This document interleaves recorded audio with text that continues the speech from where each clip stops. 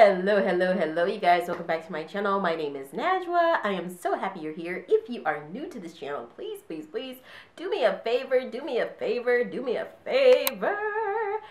the like and subscribe button. Hit that bell so you know whenever I post a video. We are here to talk today about how you are worthy of love. Many of you who have followed my channel for a while, you know that I'm working on a book. It is for millennials. It is written by a millennial, by Gen Z. My husband is Gen Z, for millennial, for Gen Z, on finding love. I mean, I know that sounds like such a kitsch topic.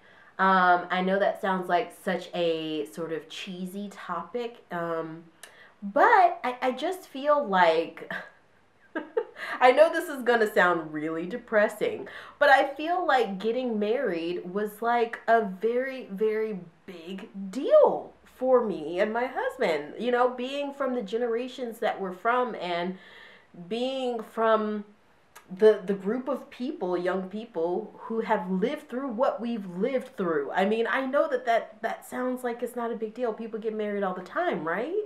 But I mean, it's different. It's different for millennials and Gen Z. It's just combined with growing up through world wars, through the war in Afghanistan and Iraq, and, you know, going through 9/11, going through, you know, Saddam Hussein and, you know, Osama bin Laden and the tech boom and, you know, seeing Steve Jobs come in with this whirlwind and we think we've got this like savior and representative of us, and then he passes away so suddenly. I mean, the fact that we can't buy cars and houses at the same time as our parents did at the same, you know, point in their life because our economies are so different. The fact that we're so isolated. You know, it's like social media has driven this huge wedge between us. Long story short, it's hard out there for a pimp. It's hard out there for a pimp. And, you know, not even to get morbid, but even just the sense of safety that comes into it, you know, that idea of safety, because so much of dating has shifted to be online, where so many people are dating on things like apps and stuff like that. And, you know, I just saw in LA that literally just the other day I saw that 2 models were brutally, you know, unalived, and they had just gone out on dates. Some of the independent news sources that I've been watching, and these were millennial Gen Z women, and some of the news sources that I've been watching are like, hey, these women lived in close proximity to one another, they kind of passed away in the same manner, you know, maybe this is a serial. Apparently, you know, LA law enforcement was like, these are not connected, whatever, but I guess we'll see how that turns out. But I mean, morbid, really morbid, but it's scary dating these days. It's not just that, I don't think that it's just that millennials and Gen Z don't feel worthy of being loved. I feel like the landscape of dating is so much different. You know, it is a risk to go out there and meet someone that you don't know through an app, you know, and it does make you sometimes wish for bygone days where you literally could just meet a good guy or a good woman through your community, through your family, through your friends, you know, through your worship community, if you are a part of one, if you have a faith doctrine. Just seems like that is out of touch to some sense. And I think that women and men, you know, are at fault here. And I don't want to place the blame on any one gender, because I know if I do, people are going to be rolling up in here calling me sexist. But I think part of this is, yes, it's technology, it's the way that things have changed, it's the fact that we're more isolated, you know, safety reasons, all those things that we've talked about, that millennials and Gen Z are getting married less, you know. But I think under all of that, brewing under all of that, is that somewhere deep down, we don't feel worthy of love. I know that sounds cheesy. We don't like to talk about our feelings these days because it opens up a can of worms that we don't really want to think about. It's easier to compartmentalize, and I understand that, but you've gotta address it. There are reasons that things like the body positivity movement and the incel movement and the femcel movement and all of these different things, you know, the SJW and the anti-SJW. There's a reason that all of these things basically stemmed up from our generations, millennials and Gen Z.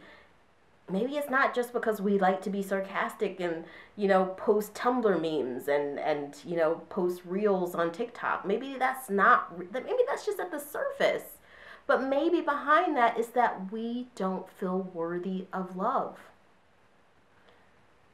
I didn't mean to bust it on you like that. I didn't mean to break it down for you like that, but I'm pretty sure that resonates with some of you. That even resonates with me. And this is as someone who is married. You know, this is as someone who did find my person. It took a lot of courage to find that person, and it took a lot of courage for that person to love me, you know, and for me to love him, because the way that it goes is like, if you remember that game Jenga. I don't know, maybe not everybody had it. Maybe it was just an American thing, but maybe you remember a game where you just used to pile up these little pieces of wood, and you would try to go in and pull a little piece out, you know, and you'd have to get kind of, you know, very, very diligent with each piece that you pull out. But if you made the wrong move, if you moved too fast, moved too suddenly, it all came crashing down. Maybe that's the way that you've been treating love. You've been compartmentalizing yourself and isolating yourself so much, or even sabotaging yourself, that your wood, your Jenga pieces just keep falling down. I know that resonates with some of you guys. I know some of you guys feel like that fallen Jenga piece. That's how your life is. I know. That's how your life is. You build up stuff from your childhood. Maybe like so many other millennials and Gen Z, you were a child of divorce. Maybe you were like me and, you know, maybe it was your dad, maybe it was your mom, but one of those parents was just the light of your life. And the other parent was very, very strict, but somehow together you just thought they were superheroes. And then it all fell apart and the dynamic of your family changed, and that was one piece pulled out, but you kept going. And then maybe you went on and you got a little bit older and you were a preteen or a teenager or whatever it was. Preteen maybe is too young, but maybe you were a teenager and you started dating and you got your heart stomped on in the yearbook social, you know, in the yearbook class, in the gymnasium. I know you know what I'm talking about. One more piece. And then you went to university, or maybe you didn't go to university. Maybe you stayed in your hometown and you worked because you didn't have money to go to college. Or maybe you said, hey, I'm going to take a year off and spend it traveling, and then that just turned into partying every night.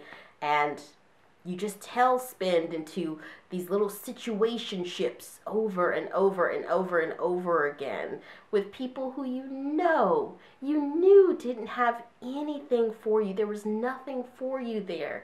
But you kept going and you kept going with these people who represented some unresolved part of you. And that all came crashing down over and over and over and over again. You tried to numb yourself. How did you try to numb yourself? I'm not sure. You know, for me in my 20s, it was raving. Can you picture this one raving now? You grow, you develop, that's life. But what was it for you? After that tailspin, where did you crash land? And then you went in and you went in and you went, and you kept doing the same thing, dating the wrong people. And you thought that it was those people. You thought that you were dating losers, and you were. But it was also you. You felt like you weren't worthy. I've been there before.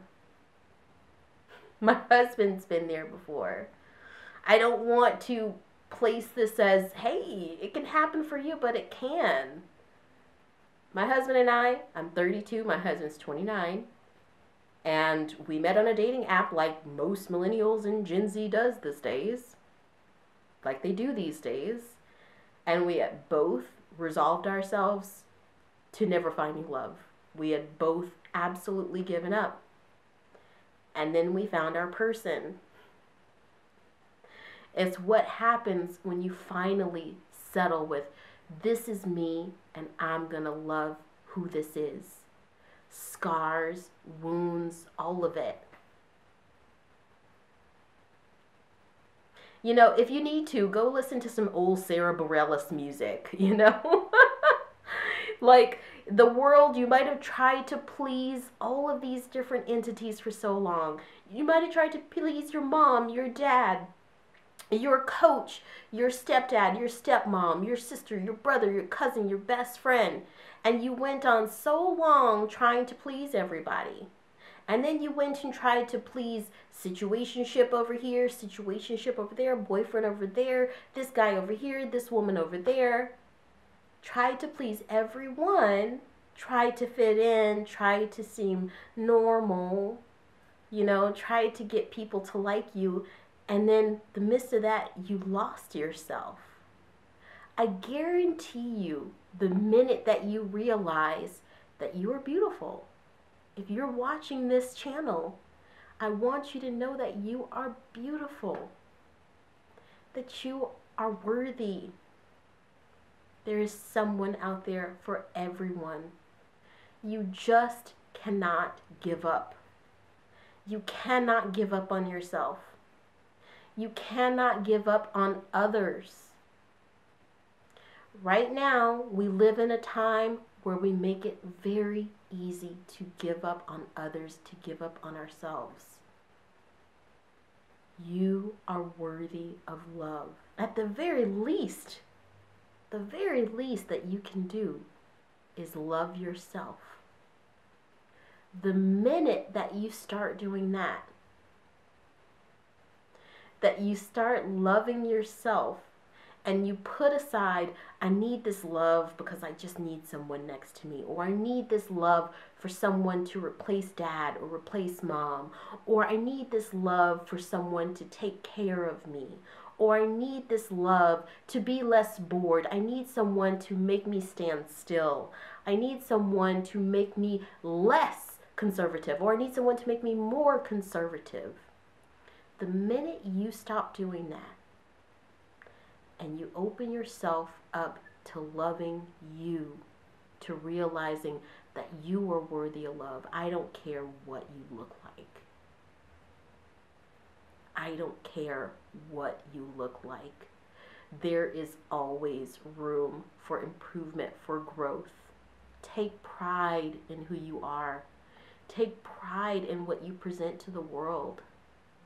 Love yourself. And keep trying. I know it's hard, but you gotta keep trying. You are worthy of love. At the very least, what you can start with is self-love. The minute you forget about all of that baggage, all of those Jenga pieces that you've got, and you just go for it,